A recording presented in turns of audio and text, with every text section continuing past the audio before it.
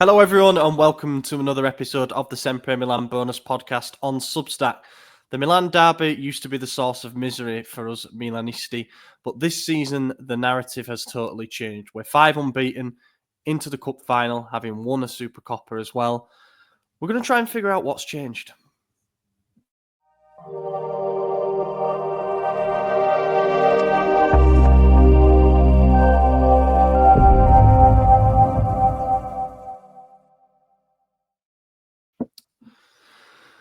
Happy Friday, boys.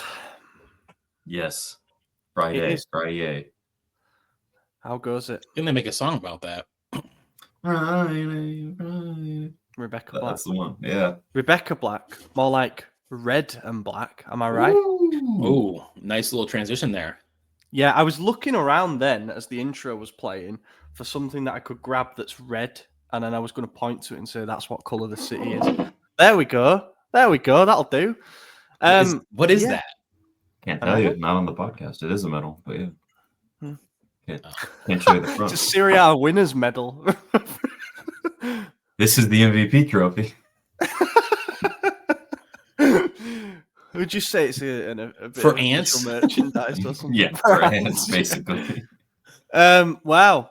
Well, Wednesday. I have to give credit to you, Maddie, because you were the only one who saw Wednesday coming. You were the only one who predicted a win on the main pod, and for us to score 3 goals, which ended up happening. It was mental. What an incredible night! Like, it's been a shit season, and I've seen a lot of fans, Inter fans mostly, I guess rightly pointing out that it's still a shit season overall when you're 9th placed in the league and you get knocked out of the Champions League by Feyenoord. It's hard to do anything in the other competitions that makes up for that. But they certainly gave it a go on Wednesday night with that win. Like, I felt a buzz after that, man. I was like, we just slapped them about for the first time in years. Yeah, that was a happy moment.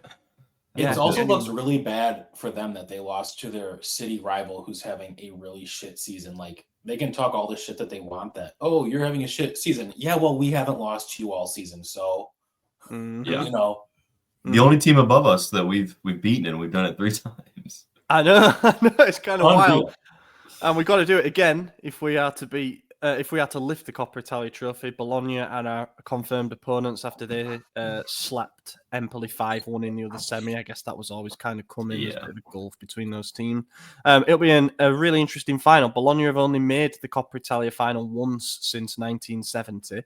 And we obviously haven't made it in, it's our first time in 7 years, and we haven't won it in over 20 years. So it's like the story of 2 teams who have had a bit of a drought in the competition.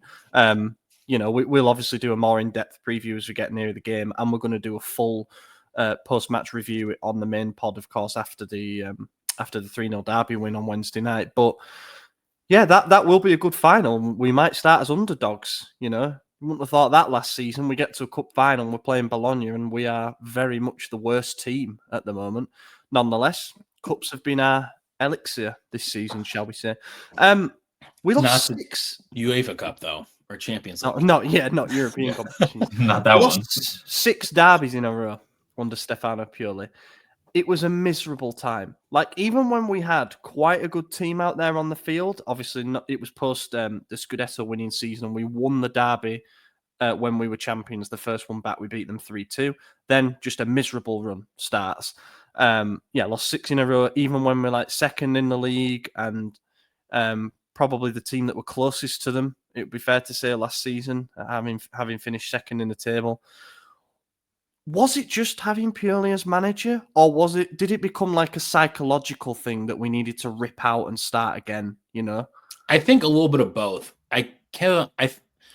We all know that Pioli didn't have tactics or understand tactics of the game of football, and I don't think like Conceição has a magic wand that he knows tactics either. But I think that he got the team psychologically ready somehow, even though he can't do that for like games against Bologna. But he also like changes his tactics for each game, and for some reason it has worked against Inter twice or 3 times. Has he played Inter 3 times? And Fonseca has done twice. No, you're right. He's done 4. Yeah, there was just the first league derby for Fonseca, and then Supercoppa in early January, which was obviously Conceição's second game, return game in the league. and then the 2 Coppa Italia semi-finals. So yeah, Okay. 5 derby meetings in the season, which it seems to be becoming a bit of a trend now that we play them more. Than Yeah, it kind of like desensitizes it. It does a bit, doesn't it? You know, we were like what 1 goal away from playing them 7 times this season as well. Had we beaten Feyenoord? Yeah, that's right. Yeah, that surely would have set some kind of record.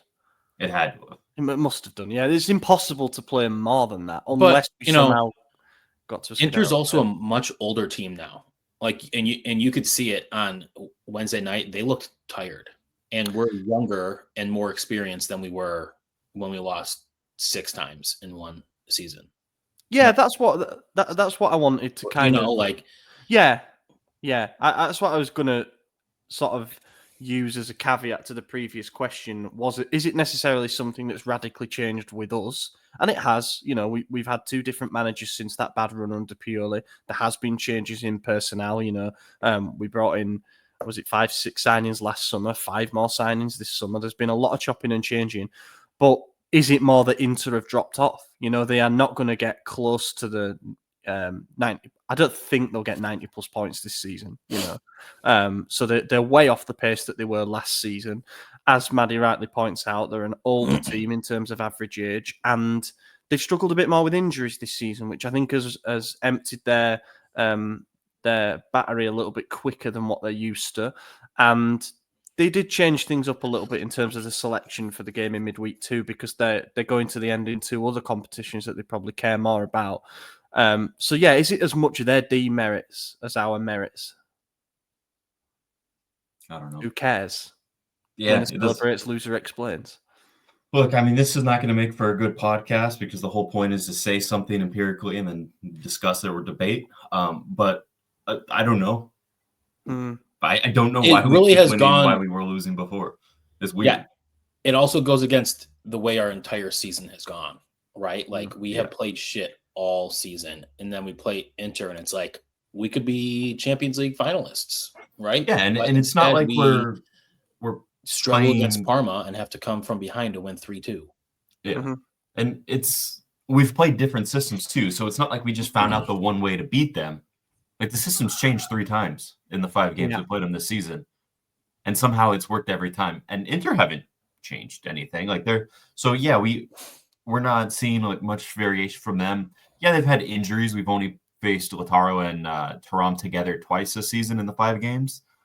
But, I mean, that's not any... Like, you can't just say, there's your excuse right there. Like, we still didn't lose the 2 games that we played them like that, and one of them was a Super Cup final. So, I really don't have words for it because it goes against everything. I mean, we always say, like, the derby form goes out the window for a derby is very true, especially this one, but it hasn't been. Under Pioli, it was pretty consistent. Like the team that was doing better in the league was going to win the derby. Yeah. And then now it's not. And you can say Conceição was like a really good cup manager, which I think we all agree with, obviously having gotten us to a final, winning the Super Cup, but he did crash out of the Champions League when it was, again, a goal away from going through. So I don't even know if you could say that. Like it's all weird. I really don't have an explanation. And I know that doesn't make for a good podcast, but also think about the changes that went from, January 2023. I guess, we won in September, but like we had a huge changeover in the team. Tonali left.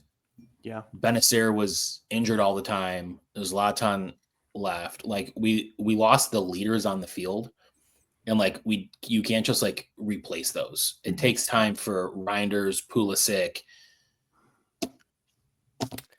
Reinders and Pulisic. Basically those 2 guys. Basically our team now. Yeah. I think I agree. Like there's something strange about the derby post the Scudetto season, I would say, in the sense that the derby, especially in the banter era of the mid 2010s, it was just kind of like a lot of draws in there, and there hasn't been too many draws. If you look at the last 10, I think there's been 2.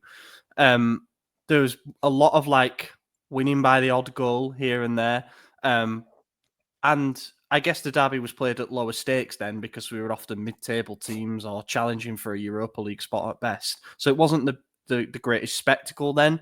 We trade the odd win here and there. Whereas now it's just gone on to this quite emphatic streak of like Inter giving us a dick in every single time and it just being very, very miserable fixture to now us being a clearly worse team, but we're the ones with the streak. We're the ones that have slapped them. You know, it's strange. It's rare that the derby has been this like emphatic one way and then the other. There's been an obvious swing. And I do think that there is something that you can point to as being perhaps a turning point. And it is the changing coach. I think Pioli got so bogged down in the idea of beating into his way that it led us down a dark path. It was like lambs to the slaughter because we saw the repeat derby performance time and time again in that six streak of 6 defeats. And we even saw it before when we were beaten 3-0 by Conte's Inter, for example, in the sense that we were determined to dominate the games. We were determined to play free-flowing attacking football, to try have the better of the territory. And we saw with Conte's Inter, we're seeing with Inzaghi's Inter, that they are happy to play contain and counter. That is the way that they will do the most damage to most teams. Now, I think Inter have evolved a little bit, and now we're starting to see them just try and, you know, overwhelm teams with this 3-5-2 rather than being a counter-heavy team. But certainly in that run of games, what you had was purely setting up with pretty similar lineups and just being like dead set on, no, we're going to win this and we're going to win well. And we'd often go behind, you know, to the first big chance that we conceded. We conceded a lot of set pieces. And then when they've got a game, when Inter have got the game in a position where they can manage it, that's where we were really naive because we would push on and they'd invite the pressure and then bang, hit us at the other end, game over. We saw it with the 3-0s. We saw it with the 5-1 in particular, where it was like, just stop the bleeding. Stop being so stupid. And then with the changing head coach comes, I guess, new ideas, a new set of eyes to look at it and be like, all right, they've lost 6 in a row to this lot. What could I potentially do differently? And we've actually beaten them, I would say, 3 different ways this season. If you look at, I just wanted to display the lineup as well, actually. Let's not invite someone else to this.